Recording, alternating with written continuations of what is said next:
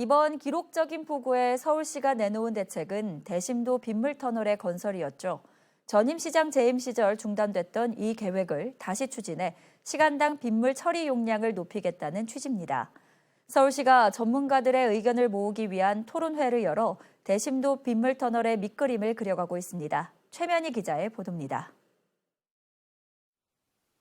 수해 이틀 뒤 서울시가 내놓은 첫 마디는 대심도 빗물터널 건설 재추진이었습니다. 시는 유일하게 건설된 신월 대심도 빗물 저류 시설 구역은 피해가 전혀 없었다며 유일한 대안임을 강조했습니다.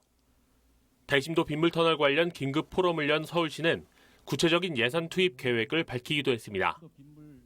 현재와 미래 세대를 위한 중장기적인 투자 사업인 만큼 2011년 이후 중단됐던 상습 침수 지역 6개소에 대한 빗물 배수 시설 건설에 10년간 1조 5천억 원을 집중 투자해 다시 추진하겠다고. 구체적인 예산 투입 순서도 확정 가능해 보입니다. 같은 양의 비가 내려도 지역마다 피해 규모가 달라지기 때문에 우선순위를 특정할 수 있다는 논리입니다. 그동안 침수 등 피해가 많았던 지역부터 건설이 시작될 가능성이 높습니다.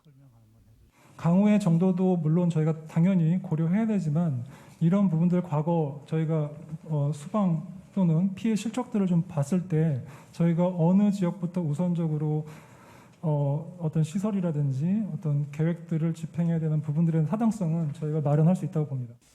전문가들은 대심도 터널의 건설 기간이 너무 길다는 비판도 일축했습니다. 터널 건설 중에도 치수 역할을 할 수 있기 때문에 공사가 시작된다면 효과도 바로 볼 수 있다는 겁니다.